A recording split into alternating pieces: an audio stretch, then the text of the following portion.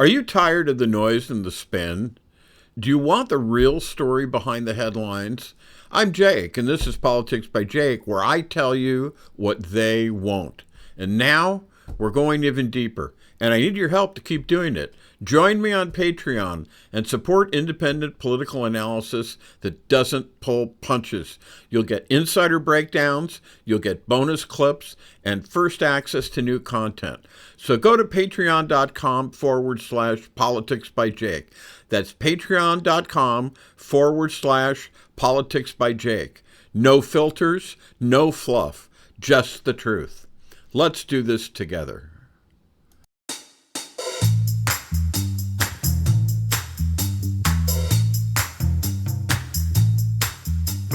And welcome, everybody. Welcome. It is August 11th. I'm not going to say the thing I usually say with, wow, it's half the month gone already, because it's not quite there. We'll wait until Friday's show to do that.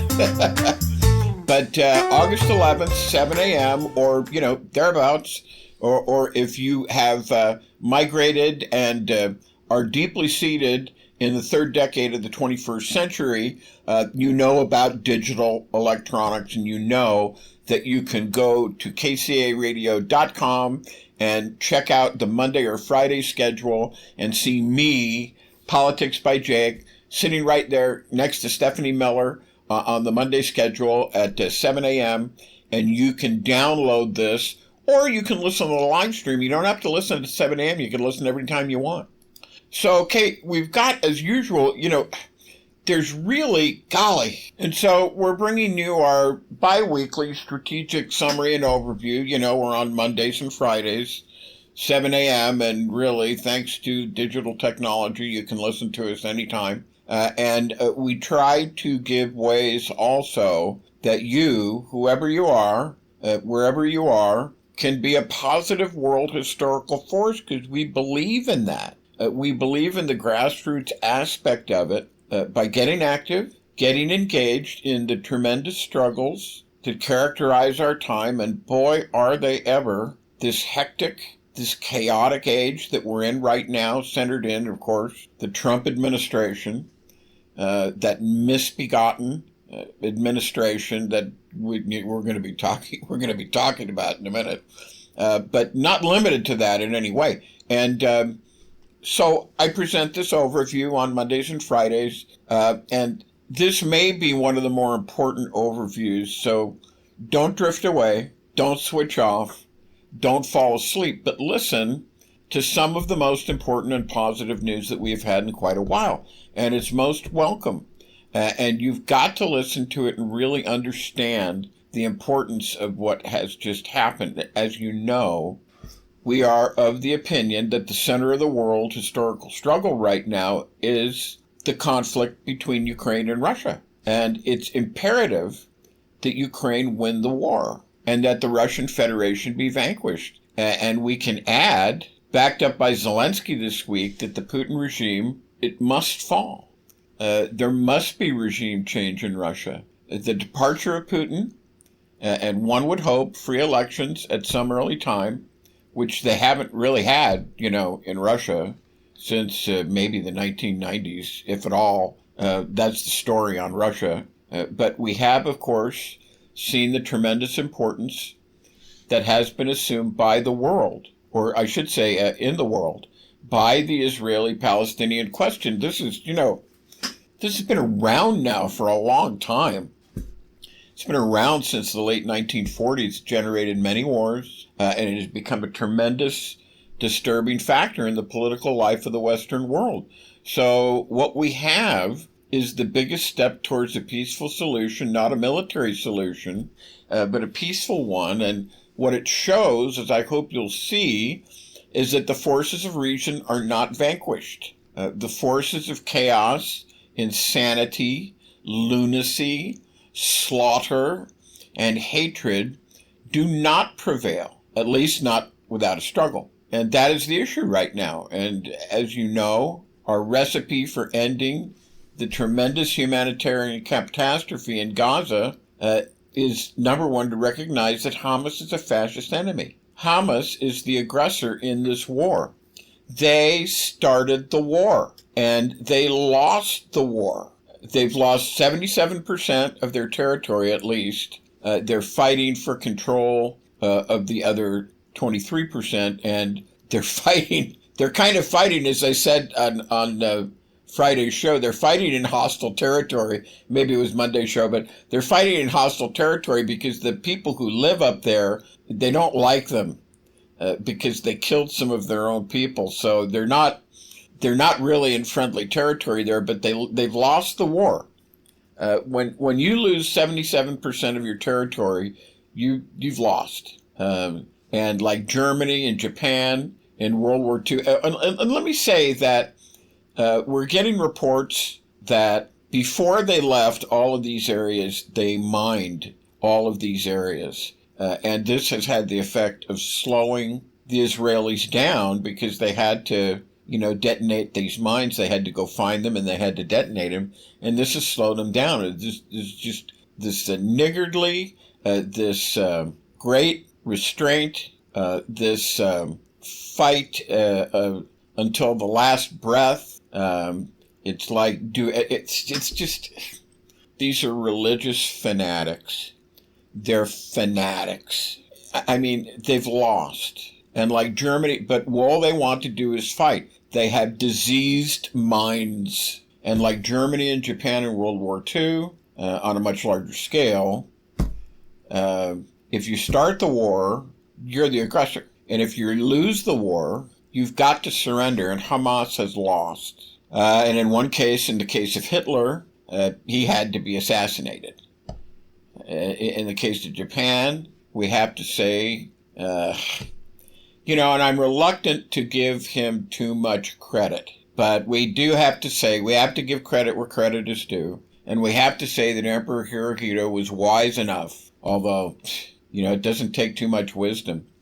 Curtis LeMay had, anybody feel free to call into the station with this and check my figures, but he had something like 20,000 bombers. He had B-17s, he had B-24s, he had B-29s, and when they took over Okinawa, they were 375 miles away from the Japanese mainland. And LeMay said, and it's true, we dropped the atomic bomb on Hiroshima and Nagasaki. We did do that, but one of the things that is not understood very much or is downplayed is the firebombing, the terrible firebombing that went on when we were able to get to Okinawa, and before the last place we were at, it was like 1,600 miles to the Japanese mainland. The pilots and the crew, they had to take uppers, they had to take Benzedrine, because they had to be able to stay awake for 16 hours, because that's how long those missions were. And they were doing those, and when they took Okinawa, they had a situation where they could, and they had all these bombers. And General Curtis LeMay basically said, let's start running missions all the time. Let's start running 2-a-day mission. And they used incendiary bombs, and by the time Japan, and this all goes to what I'm saying about Emperor Hirohito, by the time that Hirohito finally said, we're going to surrender, there was a stunning amount of Japanese infrastructure that had been destroyed. Something like 75%. 75%. And it was because of the incendiary bombing, which did far more damage on a far more extended and protracted basis than the dropping of 2 atomic bombs.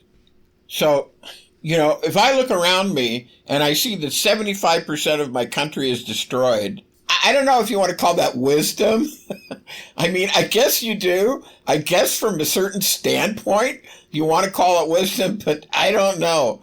That's not too smart in my opinion. And anyway, getting back to Hamas, this is the situation with Hamas.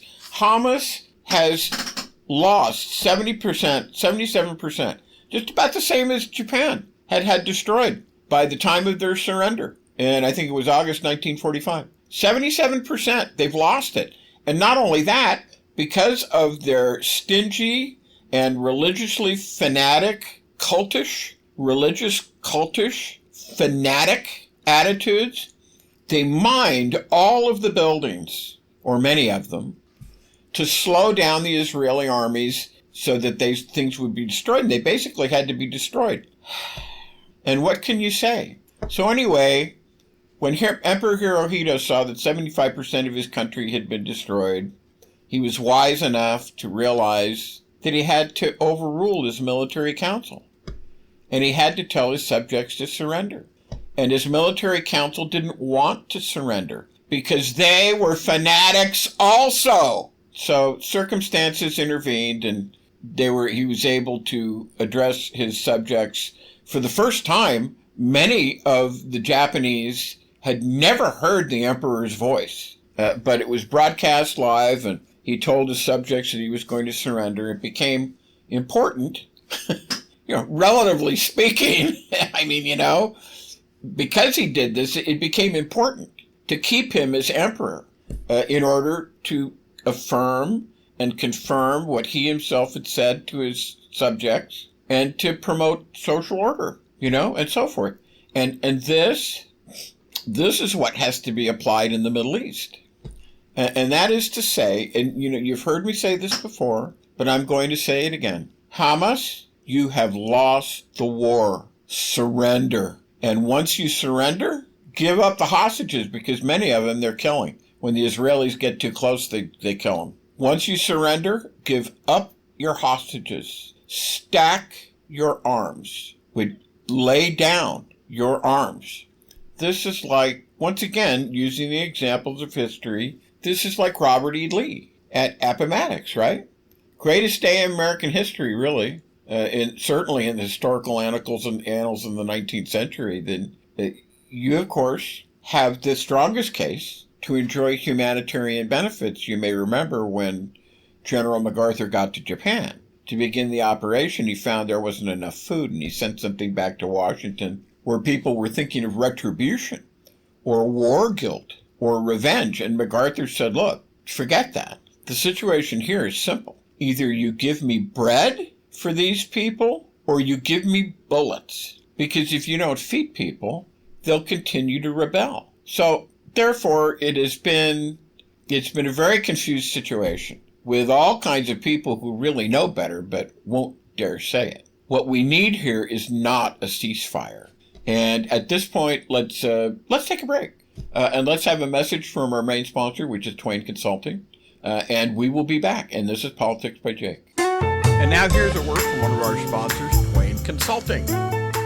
Hi, this is Jake with Twain Consulting. Let's be blunt, shall we? America is litigious. It's unstable, and it's financially weaponized. If your name is on everything you own, you're a sitting duck. At Twain Consulting, we help you vanish legally, ethically, and permanently. From land trusts to layered LLCs, we teach you how to restructure your assets so the predators can't see them and can't touch them. This isn't a loophole. It's a strategy that the wealthy have used for decades. Isn't it time you got the same protection? Call Twain Consulting at 805-380-5699 or visit us online. Protect what's yours before someone else claims it. And now let's get back to Jake and Politics by Jake.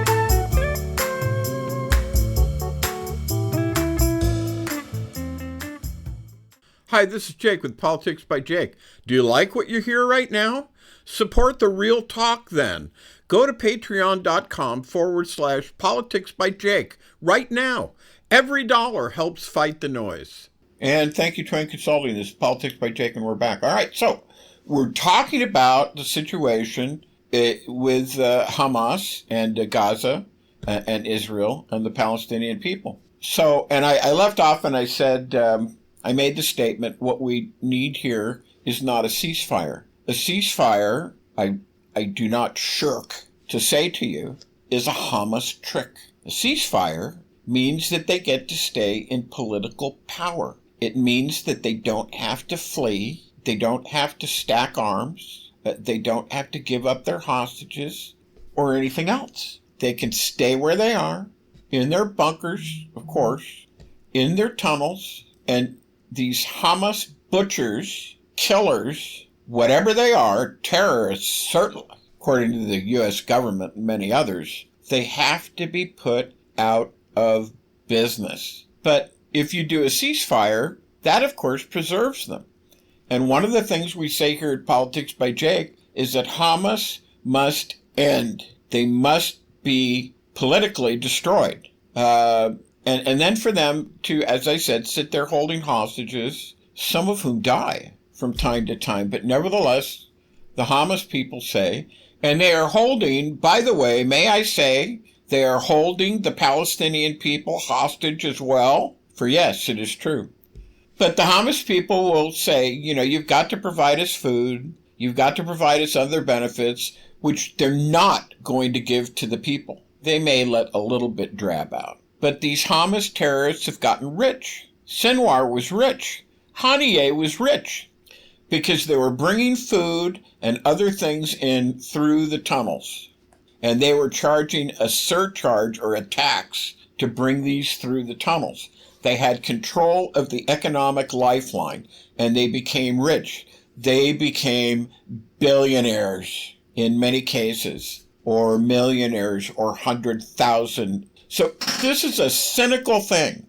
These people don't care about the Palestinian people. The Palestinian people are fodder for them, and they are entirely willing to deny them the basic necessities of life, which, as MacArthur said to Washington, said, look, if I can't kill these people, they're just give you bullets because they're going to continue to rebel. Hungry people are going to continue to rebel. And this goes to the New Deal, but we're not really talking about the New Deal, Roosevelt's New Deal right now. But it's the same concept here. I mean, people have got to eat. So the Hamas people will say, if you leave them in power, or if you're talking about a ceasefire, they will say to you, you've got to provide us food, which they're really not going to give to the people. This is a canard. This is a falseness. They're taking these food deliveries that the United States and 8 other nations tried to provide. They're attacking the transports, and they're taking the food to themselves, and they're in many cases hiding it in their tunnels. They're not distributing it to the people. Why? Because they want the Palestinian people to die. They want them to suffer. They want them to be grotesquely disfigured with famine, the effects of famine and starvation, so they can obtain their political goal. And they're entirely willing to let their own people suffer so that they can do that. These people are fanatics. So they'll say, you've got to provide us food, give us other benefits, a little medicine, a little Tylenol, a little aspirin. But we're going to remain in a state of war. We're going to keep killing Israelis and firing rockets and so forth. And look, this is a form of insanity, like I'm saying to you. The only justice in international affairs is that wars, once they are started, they have to be ended.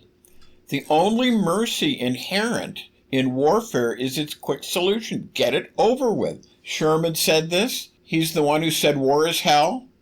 There is no reforming it, he said. The only thing that you can do is make it as terrible as possible so that it will end as quickly as it can. And of course, we all know, because if you listen to Politics by Jake, I tell you about the situation with Sherman's, march through Georgia and what he did and how he destroyed the place. Some commenters, some historians say that this destruction was so complete, so devastating on the Confederacy, that they really didn't fully recover for about 100 years. I'm willing to be held to task for that, but historians do say that. They said that this was so difficult and so brought upon the South that they really didn't begin to recover for about 100 years. So many states are really beginning to believe in this, and many states are beginning to sign on this. So what do? You know what Politics by Jake says. The United States, because the United States is the indispensable nation, needs to go in and take that place over and make it a protectorate under the United States. Because the Palestinian people They're too propagandized. There's not a free chance for them to develop under normal conditions. They are continually oppressed. They are continually propagandized with apostate Muslim religion, and it's no good. You can't have that. They can't. Secular state can't develop normally when it's like that. And you come to me and say, well, Jay, what are you talking about? Apostate religion? Yes, it's apostate. It's just like the Christian religions. They are all apostate too. And there's no meeting of the minds. There's no agreement even among the Christian sects as to which one is right. It's completely ridiculous. And you have different sects of the Muslims too. This isn't going to work. It's not going to work. There needs to be secularism. And you can't have the proper development of a state when it's oppressed by religious fanaticism. And Palestine is oppressed by religious fanaticism. And I think the United States is the only way. By the way, what I'm about to tell you, I do not favor, but I think it's the only way. The United States is the only way. It's the only way. The United Nations, not going to be able to do it. The United States has to take that over. That is not going to happen. So if that does not happen, what are you going to do? And I'm not for this, by the way. I just told you what I'm for. But this is the next best solution. There needs to be a Palestinian state with stringent conditions, of course. Nobody here is talking about giving recognition to a Palestinian state run by Hamas. That would be pure insanity. That would be what these opponents of the solution are accusing the forces of reason of wanting to do. And what I'm referring to, by the way, and I've given it short shrift, and I'm sorry, guys. There's just so much going on. That is what the New York Declaration is about. And you're going to be hearing more on that. And you're definitely going to be hearing more on it from me. And probably, it's not being talked about very much on the media right now. But the media is corrupt and controlled, the mainstream media. It has to be replaced by organizations like Politics by Jake.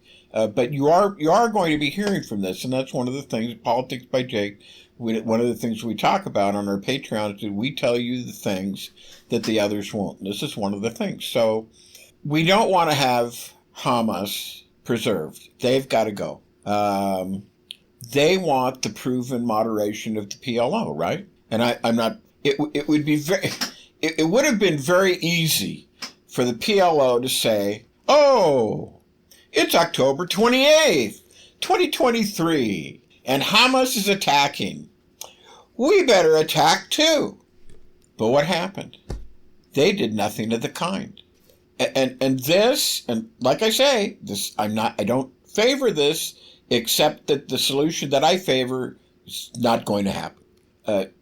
In derogation to that, the most dramatic, the most conclusive, the most apodictic proof you're ever going to see is what you've just seen. And I'm going to tell it to you now, and this ain't nothing, folks, that while the actual Iranian puppet states, which you've heard me call the 3H Club, with Iran being the I before the H, or the after the H. The 3H Club, Hamas, Hezbollah, and the Houthis, they all went to war. And what happened? They got slammed. But the Palestinian Authority, Abu Abbas, I think they're located in Ramallah, they did not. They continued with normal treaty obligations, which they now have. And I mean, remember, Hamas has the destruction of Israel written into its charter. It's a genocidal government existing side by side. How would you like it? I mean, what do you think? You know, here in the United States, what if Canada had it written into its charter for the destruction of the United States? What if Mexico had it written into its charter that in principle it desired and in practice the destruction of the United States? How long do you think that would go on? It wouldn't go on long at all. But Hamas has the destruction, it's the same thing, has the destruction of Israel written into its charter. It's They want genocide. They want to drive them into the sea. And then when they are in the sea, they want to kill them in the sea. So even driving into the sea, and I'm sorry to portray it to you in such a profound way, but this is what it is. This viciousness that comes from fanatical, apostate religion, whether it's Islam, whether it's Christianity. Sorry, but this is what they want. And the Palestinian Authority, PLO, Fatah, the Arafat, Abu, and I don't like Arafat either. I mean, I'm saying these things, and I'm saying them with some reluctance, because I think this is the only way. I think Arafat wasn't all that much better than Sinawar and Haniyeh. Abu Abbas, he's something different. The Abu Abbas side of things, they have repudiated. Arafat did not repudiate terrorism and violence, but they have repudiated terrorism and violence. And they did not revert to it on October 23rd, October 8th, 2023. They did not have recourse to it. They did not turn back to it. Okay? All right. So at this point, let's take another break, have a few more commercial messages. Politics by Jake. We will be back with this very important segment episode that we're doing here. We'll be right back. And now here's a word from one of our sponsors, Twain Consulting.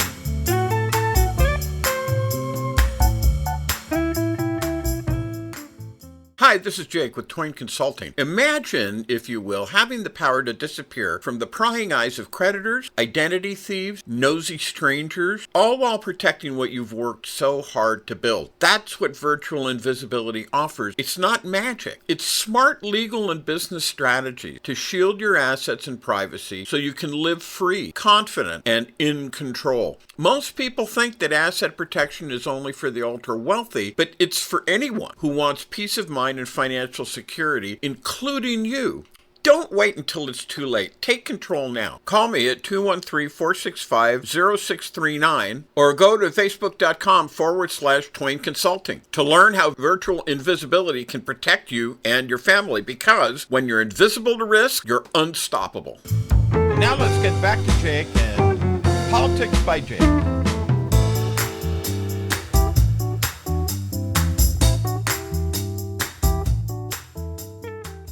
Hi, this is Jake with Politics by Jake to tell you you're not crazy. The system is rigged. Help us say it louder, won't you? Join us at patreon.com/Politics by Jake. And this is Politics by... Thank you, Twain Consulting. Appreciate that very much. This is Politics by Jake, and we are back. So, okay, we're, spending some time, and golly, there's just all sorts of things that I'd like to spend time on. I don't know if I'm going to get to them today, but this is important. I haven't talked about this in this kind of depth for a while, so we're going to stay on this. We're talking about how the PLO acted normally. They did not have recourse to violence, which they used to. Under Arafat, they used to. So let me just to get you right into this, because I take it now that very few people are even aware of this. I listen to the International Hour on National Public Radio. It's called 1A. First Amendment, supposedly, apparently not free. Not when it comes to, I don't know what. So the International Hour, there's a domestic hour at 10 a.m. There's an International Hour at 11 a.m. So what do they talk about? They've been dedicating more than half of their program to the Gaza-Israeli situation, more than Ukraine, which is a distortion of the world. Nevertheless, they could have said something about it. They did talk about it. And they say, are we living through a turning point in the Israeli-Palestinian situation? And most of them said, no, probably not. And they're not addressing the New York Declaration, which came out earlier. And they chose not to talk about that. So that's probably an extreme case. So we have a number of barriers to peace.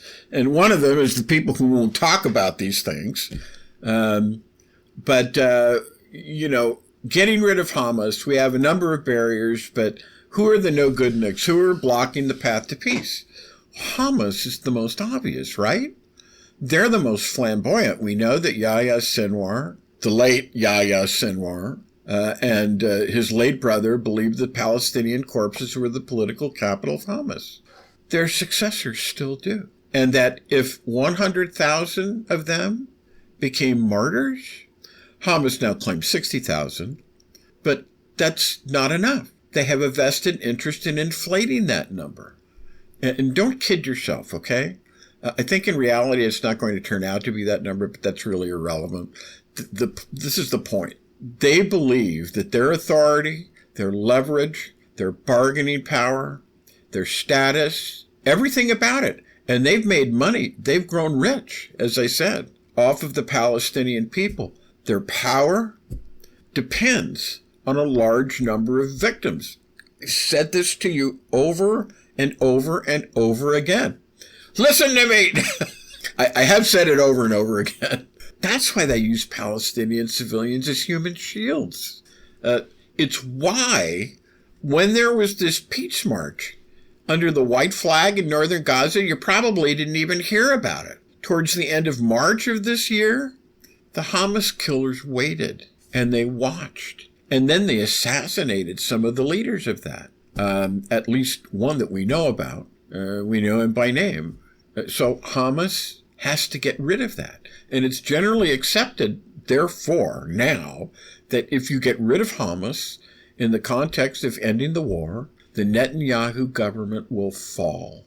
And that's due to the extremism and the ferocity and the cruelty and the insane rage. Like I said, you've heard me said that, and this is why the United States has to take it over, which I also say in the very same breath it's not going to happen, but it needs to happen because the Palestinians controlled by Hamas have lost their minds.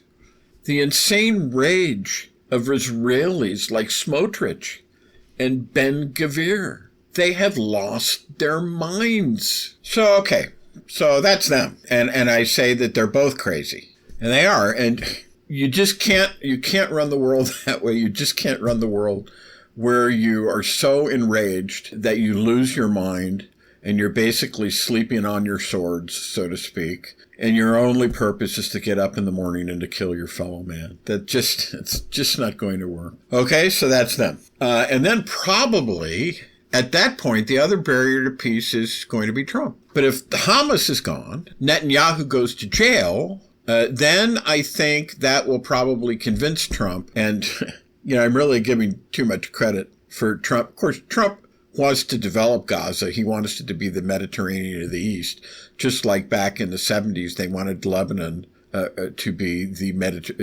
Mediterranean of the East as well. And actually it was for a while. But I think that will probably convince Trump that discretion is the better part of valor, and he ought to stop with this stuff that he's been carrying on. So, okay, here's an article from the London Daily Telegraph by Adrian Blomfield. And he writes, the headline, Hamas could be forced into exile by Arab states. So this is the kind of framework that the New York Declaration is about, by the way. The situation, the concrete historical context for the New York Declaration, which remains the center of our attention in today's broadcast, all right? And here's what we have. Hamas leaders could be forced to leave Gaza after Middle Eastern states united behind a new plan to end the 22-month-long war. Now, when they say new plan, that's the New York Declaration. And see, there's just this great reticence to mention it. I think it ought to be trumpeted throughout the world. I mean, it used to be that the wars generally ended with the Treaty of Paris. It used to be common knowledge among history majors that if you don't exactly know what treaty of it is, the Treaty of Ostend, or is it the Treaty of Bologna, just guess Paris. About half the time, you're going to be right. But in this case, it's the New York Declaration. Oh, and by the way, getting to American politics, if you have Mamdani as a mayor, you probably wouldn't even have the UN anymore. It would become like the Shanghai Declaration or something like that. So, take that, Mamdani. So, in other words, getting back to this, so Hamas could be forced to leave Gaza after Middle Eastern states united behind a new plan to end the 22-month, referring to the article now, the 22-month-long war. Qatar and Turkey are the New York Declaration. They're two of the group's main patrons. And pardon me, I said Qatar. For those of my Muslim listeners, I know you say Qatar. Pardon me. I mean no disrespect. But anyway, they're Qatar and Turkey. They're prominent members of the group that's now backing this, New York Declaration. And they've thrown their weight behind a French-Saudi peace plan. And that's the New York Declaration that sharply increases pressure on Hamas to disarm, to surrender power, and to accept exile. And this whole thing about exile, this in itself is another whole can of worms, because the Islamic nations, the Arab nations, they don't want to accept Hamas, these fanatical Islamists. They don't want them.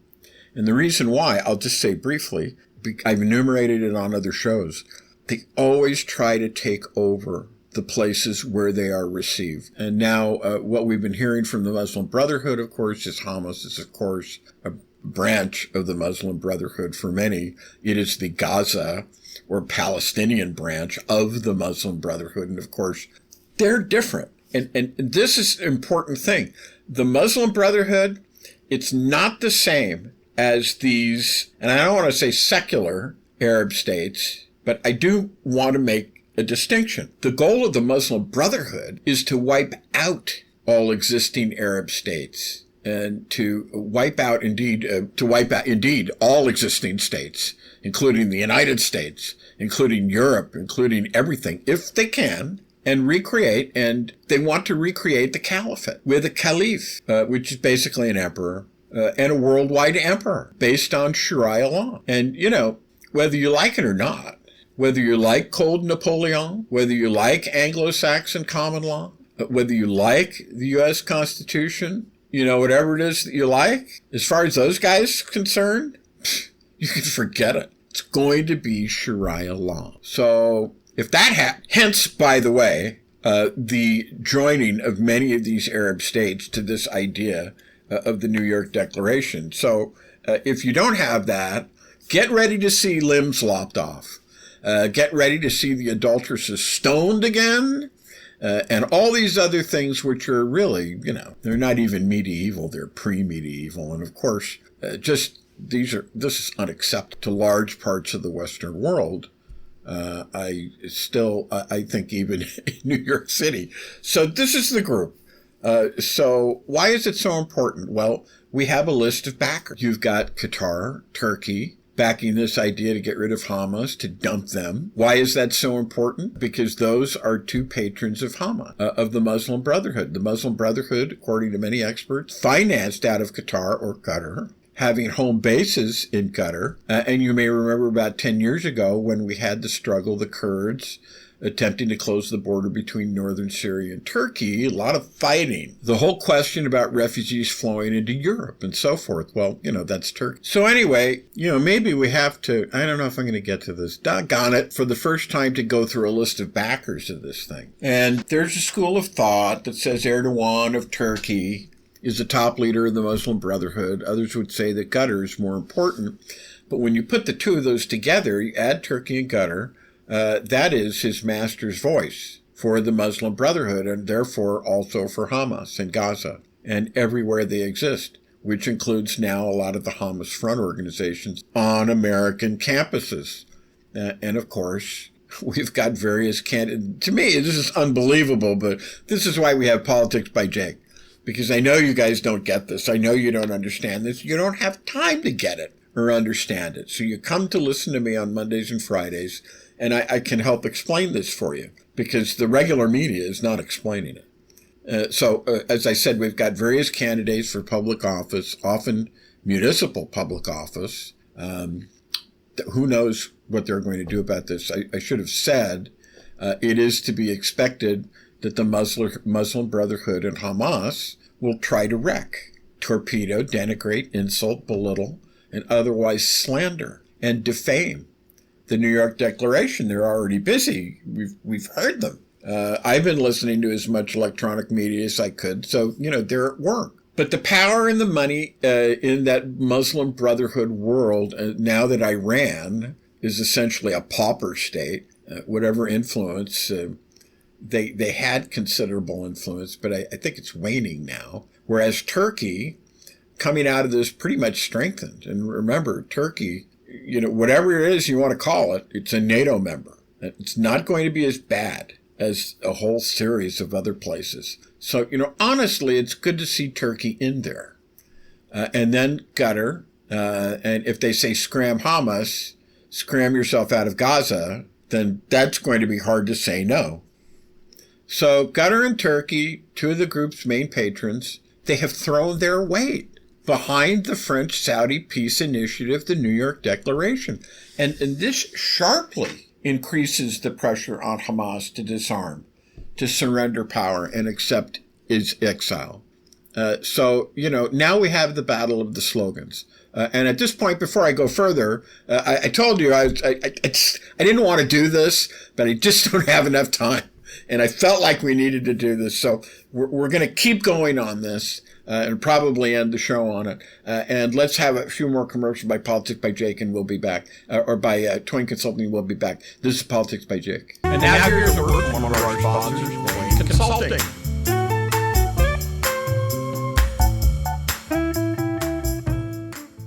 Hi, I'm Jake with Twain Consulting. And if you're a business owner, freelancer, or entrepreneur, protecting what you've worked so hard to build starts with solid agreement. Imagine having agreements that make misunderstandings disappear and costly disputes a thing of the past. Get It in Writing is the all-in-one legal form package designed just for people like you, savvy entrepreneurs who want clear, enforceable contracts, whether you're hiring trusted contractors, leasing space, or closing deals that move your business forward. Get It in Writing provides easy-to-use, professionally drafted forms that save you time, money, and stress. Right now, you can get full access for just $99. That's 80% off the regular $497 price. A limited time opportunity you don't want to miss. Picture the peace of mind you'll have, knowing that your business is fully protected so you can confidently focus on growth and success. Don't wait until the unexpected happens. Take control. Secure your business today with Get It in Writing. Call us now at 213-465-0639 or visit facebook.com/Twain Consulting to get started. Now let's get back to Jake and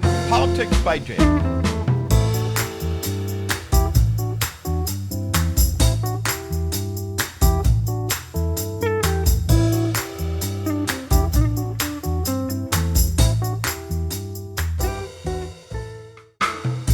Hi, this is Jake with Politics by Jake to tell you you're not crazy. The system is rigged. Help us say it louder, won't you? Join us at patreon.com/Politics by Jake. And this is Politics by Jake, and we are back. So we're talking about the New York Declaration, and we're at the point where we have this French-Saudi peace initiative, which is the New York Declaration. And so now the Muslim Brotherhood is fighting against it, and they've already started. So we have the battle of the slogans, and we know the Muslim Brotherhood slogan, which was not the PLO slogan at the beginning, is BDS, right? So it's boycott. And this is what's going on. This is what you're hearing on American campuses. Boycott, divest, and sanction. That's the Muslim Brotherhood. That's Hamas. When you hear that on American campuses, that's what that is. The Muslim Brotherhood, Hamas, Satellite Front Group slogan. This is not what the PLO wanted, and it's not what they want now. They want to invest in Israel. They want to invest in their Palestinian, or our, I would say, meaning the PLO's Palestinian part, the West Bank and Gaza. Invest there, and things will improve. In other words, a rational, development-oriented, and therefore, comparatively, honest program. Whereas, with Hamas, you notice there's not 1 milligram, 1 ounce, 1 iota of Palestinian nationalism when it comes to Hamas. It's all hate the Israelis, destroy the Israelis, be martyrs, die. Have your photo taken as you're starving in front of the other martyrs who have already died of starvation. So this isn't going to work. As I said, you've got to build a nation where there can be some prosperity and some longevity. This is the whole idea, which we're I've talked about on the show many times, a great believer of Politics by Jake of the New Deal. And the power of the middle class and the prosperity of the middle class is the great economic engine of not only the nation, but also the world. And this applies as much to Palestine as it does to the United States and anywhere else. And it is the reason why the social democracies of Europe have become so powerful as they are, because they're applying this. And where you have that, you do get prosperity. And you do get some longevity. People live longer and they're more productive. In other words, they're not just living, but they're actually doing things. And there are some other positive results. Whereas the Muslim Brotherhood is fundamentalist. It's fundamentalist Islam. And that's extremist Islam. And the PLO is not even any religion. The PLO is secular. So anyway, we talked about the Hamas slogan. Instead of BDS, bondage, divestiture, and sanctions, the new slogan is DSE. If you meet a Hamas, watch what you're doing, of course, right? But it would be disarm, surrender, exile. Disarm, surrender, exile. So DSE now beats BDS. If you're a friend of the Palestinian people, you tell me how it helps to prevent investment in that part of the country. Because from the international point of view, it's part of Israel. Now, we're going to change that. We're on our way to changing it. That's the idea. All right? So, all right, we're in the world of senior Gulf officials. We've been talking about that. We're talking about Qatar, obviously, senior Gulf, Arabian Gulf, Persian Gulf, whatever you like. Call it, what you want. Gulf officials have said, and this is a rare display of regional unity, this could isolate the movement Hamas to the point where it has no option but to comply, disarm, surrender, go into exile, stop the fighting, free the hostages immediately. And that quote is from an Arab diplomat. And, Politics by Jake, based on the provisos, which I said earlier in the show, we genuinely believe that there's a chance at this. Half a loaf is better than no loaf at all. Hamas is in a corner now. They don't have much of a choice. Their leaders, if we could call them that, the people who started this war, without thinking for 2 seconds about the lives, the welfare of the children, the women, and the food, and even defense. They had no defense for what they knew the Israelis were going to do. They didn't think of that either. They're too stupid. But they had underground tunnels for themselves, stock full of food for themselves, and the poor Palestinians were up on the surface getting bombed, and they knew it would happen. And that's an interesting question where Piers Morgan asked somebody more on the Hamas side lately. Didn't you realize that this was the case? And now, quote, golden opportunity, unquote, to deliver the final blow, to put Hamas out of business, not by carpet bombing on the surface, but by getting them out of their rat holes and sending them off somewhere else. And I said this in the last segment, there's precedents. Black September in 1970, remember? Maybe you don't. If you don't, I'll tell you. Politics by Jake, Monday through Friday, 7 a.m. Cheap plug. We had so many Palestinians in Jordan that they foolishly thought that they could take. This is why, in the past, the Arab nations, they don't want to have anything to do with the Palestinians because they foolishly thought, and this is an example, that they could take over Jordan from King Hussein. In those days, the Arab Legion, the Jordanian army, they tried a rebellion. And that was Black September of 1970, and it failed. And after that, of course, they were kicked out of the country, and they've been kicked out of a couple of other places. Tunisia, Lebanon, they've been kicked out of some of the smaller Arab states. Kuwait, they did the same thing in Kuwait, something like this. But the main one that you want to look at is when, like I just said, when the Palestinians moved into Lebanon and created their operation in Beirut, the Israelis invaded, and the PLO, still learning, were driven out. And they went to Tunisia, which I just also said. They went into northern Tunisia near Carthage. and there's a tavern there called Ibn Khaldun, the Ibn Khaldun Tavern. And they used to have their meetings in there, in the Ibn Khaldun Tavern. So they were, and that's the precedent. When you lose a war, you go into exile. And it's not a bad rule. If it was good enough for Napoleon, it's certainly good enough for Hamas. And it applies here, and it must apply here. And my point is, and I didn't want to spend all of the show talking about this, not that it's not worthy, but the opportunity now arises here with the New York Declaration, and it's been signed by Turkey, by Arab League members, and like I said, this is not nothing. This is big. The European Union, Britain, and others which denounced the October 7th massacre. I said October 8th, pardon me, October 7th, and demands an end to Hamas rule. So look what we have here. Look what we have here. This is actually a kind of revolution in its own right. We have got, and maybe I'll end the show on this. Let's go through the list of the countries. You have France. You have Saudi Arabia. Obviously, these are the chairs of the group. Then we have Brazil, Egypt, Ireland, Jordan. We've already mentioned Qatar, and Turkey. Saudi Arabia, I think we mentioned. But listen, Canada, Indonesia, Italy, Japan, Mexico, Norway, Senegal, Spain, the United Kingdom, Malta for sure, a smaller country in the Med. But notice the Arab League. The Arab League. This is a really big deal. Last time I looked, there were 22 states in the Arab League.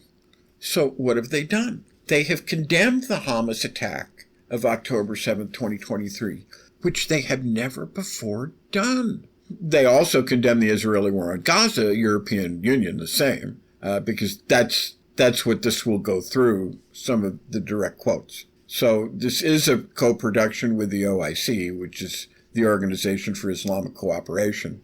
So Italy, big deal. Japan, huge deal. Mexico, obviously quite key. Mexico, Spain, very important country. Egypt, the leading Arab state. Jordan, Ireland, Indonesia, the most populous Islamic state, Muslim state. So let's just finish with the Daily Telegraph. So when they say, we really have a shot, we have a shot. Hamas is in the corner, and they don't have much choice. They're militarily smashed. Their main leaders have all been killed. The casualties are enormous. And they have a huge resistance. Their popularity, Hamas's popularity, is below 6%, as far as anyone can determine. Most of the leadership has been killed. Government barely functions. Israelis control 70% of Gaza. I say 77%. I'll cede the 7%. That's okay. Clan militias armed by Israel are contesting much of the rest. I talked about that earlier in the show. Because there's an underlying clan structure there, see? And they don't like Hamas. Hamas killed one of their guys who was involved in that peace march. Down with Hamas. Hamas go home. Hamas are terrorists. All right, and I wish we had more time. I could go on. I told you this was a big deal. So we're going to end the show at this point, and maybe I'll pick this up. So much going on. Like I always say, oh my goodness, so much going on. But let's end the show here. And this is the August 11th edition. Have a great week, and God willing, we will see you on Friday. And this is Politics by Jake. And now here's a word from one of our sponsors, Twain Consulting. Hi, this is Jake with Twain Consulting. If you think owning things in your own name keeps you in control, think again. In today's world, lawsuits, taxes, and predators are everywhere. That's why the smart money hides in plain sight. We help you to build legal firewalls, LLCs, land trusts, private contracts that protect your assets while keeping you invisible. Call Twain Consulting today at 310-997-2204. Find us on Facebook at Twain Consulting. That's facebook.com/Twain Consulting. Protect what you've built before someone else takes it. And now let's get back to Jake and Politics by Jake.